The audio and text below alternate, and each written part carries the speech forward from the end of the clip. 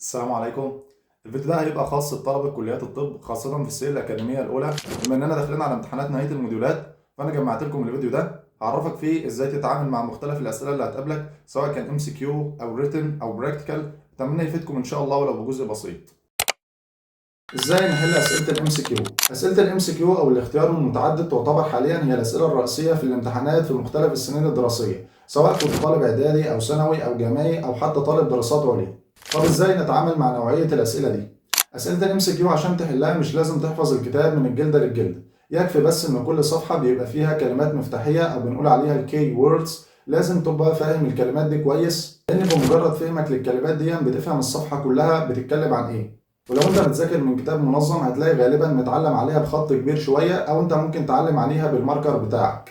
تاني حاجة وهو لازم تحل كتير. انسب طريقه انك تستعد بها لاي امتحان هو انك تتدرب على الامتحان بنفس الطريقه اللي هيجي بيها. بمعنى يعني مثلا لو هتمتحن امتحان شفوي خلاص يبقى تتخيل مثلا انك في لجنه الامتحان وتجيب حد من زمايلك يسمع لك وهكذا. فانت برضه لو هتمتحن ام سي كيو يبقى لازم تتدرب على اسئله ام سي كيو كتير زي اللي هتجيلك. واهم المصادر اللي لازم تحل منها الام سي كيو هي الامتحانات السابقه، وركز على الافكار مش على الاسئله الكتير. غالبا الممتحن لما يحب يكرر سؤال مش هيكرره بنفس النص، لا هيكرره ولكن بارقام مختلفه او حاجات مختلفه، فركز على الافكار مش على كثره الاسئله. ولازم طبعا بعد ما تحل تصحح الاسئله اللي انت حلتها وتعلم على الاسئله اللي انت عملتها غلط. طب نيجي بقى لوقت المراجعه.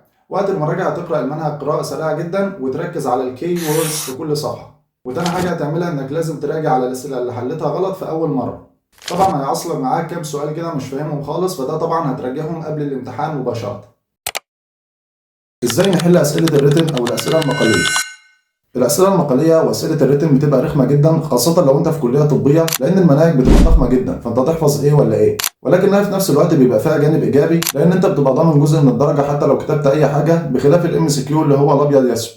طب ازاي نتعامل معاها؟ انا عايزك في اول الترم او اول الموديول تجيب كل المصادر الخاصه بكليتك زي الامتحانات السابقه وكتاب القسم او ايا كان المصدر ده، وتجمع كل اسئله الريتن اللي فيهم في مكان واحد ولكن تكون محلوله. طبعا ممكن تاخدهم سكرين شوتس وتجمعهم في الملف البي دي اف، وده افضل طبعا لانه هيوفر عليك وقت كتير، او ممكن تكتبهم انت على الوورد او ممكن تكتبهم في كشكول، ايا كان المهم تجمعهم في مصدر واحد.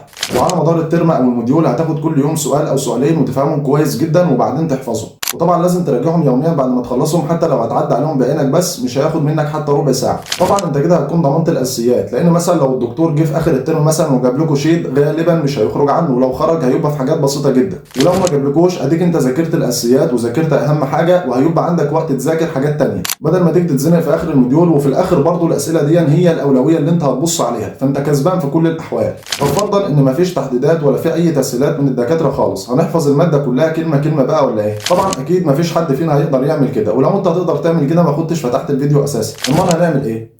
طبعا اي ماده المواضيع اللي فيها بتبقى متقسمه ل 3 كاتيجوريز، اللي هم كاتيجوري A ودي الحاجات الاكثر اهميه، كاتيجوري B دي الحاجات المتوسطه في الاهميه، وكاتيجوري C دي الحاجات الاقل اهميه. فانت في حاله لو ما فيش تحديدات طبعا هتدي الاولويه للمواضيع اللي هي كاتيجوري A وتقراها اكتر من مره وتبص عليها اكتر من مره. طبعا لو عندك وقت زياده هتبص على الحاجات اللي هي كاتيجوري بي، لو عندك وقت اكتر هتبص على الحاجات اللي هي كاتيجوري سي، وهكذا. طبعا انت مش هتحفظ كل كلمه، انت اهم حاجه بس يبقى عندك معلومه عن الموضوع بحيث لو جالك سؤال فيه تعرف تنظمها وتكتبها بشكل كويس. واخر حاجه طبعا اوعى تسيب سؤال فاضي حتى لو مش عارف اي حاجه عن السؤال ده. انت حرفيا لو كتبت اي كلام حتى لو ملوش علاقه عن الموضوع ونظمته بخطه كويس وشكله كويس كده هتاخد جزء من الدرجه.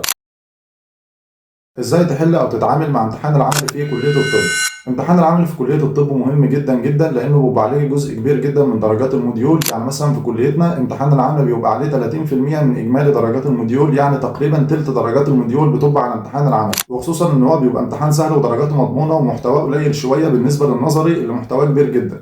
طبعا انا بتكلم عن امتحان العملي الخاص باول سنتين ونص اللي هم السنين الاكاديميه، اما امتحان الاوسكا والشفوي اللي هو في السنتين ونص التانيين ده سيبه دلوقتي، هبقى اعمل له فيديو بعدين. بالنسبه لطريقه الامتحان فهي بتختلف من كليه للتانيه، ولكن هي غالبا ما بتخرجش عن الطريقتين دول. الطريقه الاولى اللي هي طريقه الموف، والطريقه دي بيقسموا فيها الدفعه لجروبات، كل جروب بيخش اوضه، كل ديسك بيبقى ملزوق عليه ورقه مكتوب فيها السؤال اللي عليك، وبيبقى كل سؤال متحدد له وقت اللي هو دقيقه او دقيقتين، وبيبقى في دكتور ماسك الجرس يقوم رامي الجرس ويقول موف فكلكم تتحركوا وهكذا.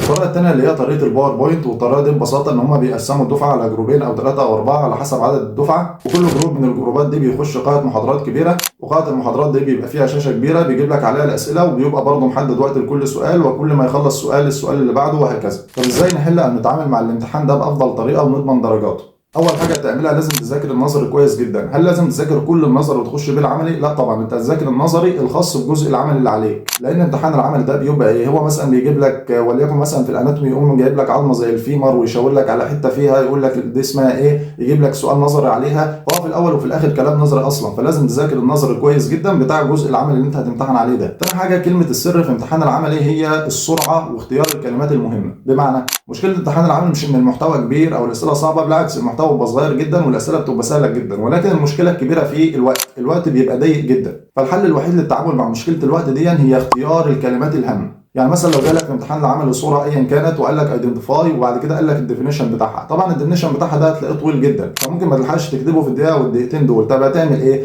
هتكتب اهم كلمتين في التعريف بحيث ان المصحح يشوفهم يقوم يديك الدرجه على طول، وخصوصا ان المصححين اساسا بيتعاملوا بالطريقه دي، لان المصححين بيبقى قدامهم ورق الدفعه كلها وبيبقى مطلوب منهم يخلصوه في وقت صغير جدا. فاكيد يعني مش هيقعدوا يبصوا على كل كلمه انت كاتبها، لا هم بيبصوا على اهم الكلمات، لو الكلمات المهمه دي بيقوم مديلك صح، ما لقوهاش حتى لو انت كاتب تعريف صح ونسيت تكتب الكلمتين المهمين دول هيعملوا غلط. فاهم حاجه، لو جالك سؤال طويل في امتحان العمل والوقت ضيق لازم تختار اهم الكلمات، وما تفرحش انك كتبت كتير وخلاص، هو اساسا عامل لك الامتحان وقته ضيق عشان تكتب له الكلمات المهمه مش عشان ترص له كلام وخلاص، انت مش في امتحان ريتن يعني. في حاجات برضو مهمه جدا انك لازم تخش هادي جدا ومش متوتر، لان طبعا معظم اللي بيخشوا امتحان العمل بيبقى متوترين، خصوصا مثلا لو انت في سنه اولى لسه، لان الامتحان بيبقى وقته ضيق جدا، فلازم تبقى هادي جدا وانت داخل الامتحان عشان تعرف تتعامل كويس. تاني حاجه ودي ناس كتير جدا بيقعوا فيها وبتضيعهم تماما، ان هم ما يراعوش الترتيب لو الامتحان كان جاي لهم بطريقه الموف، لان زي ما قلت لك طريقه الموف دي ان هو بيدخلك على قاعه كل ديسك بيبقى مكتوب عليه مثلا رقم السؤال، سؤال واحد سؤال اتنين، فانت لما تكتب لازم تراعي الترتيب، انت مثلا بدات من السؤال اتنين وهكذا تكمل تلاته اربعه وبعد كده ترجع لواحد، بدات بالسؤال خمسه وهكذا. فلو الامتحان جاي لك بطريقه الموف لازم تراعي ترتيب الاسئله كويس جدا، لان حركه زي دي ممكن تضيع منك درجات العمل كلها. وبس كده، دمتم موفقين ان شاء الله.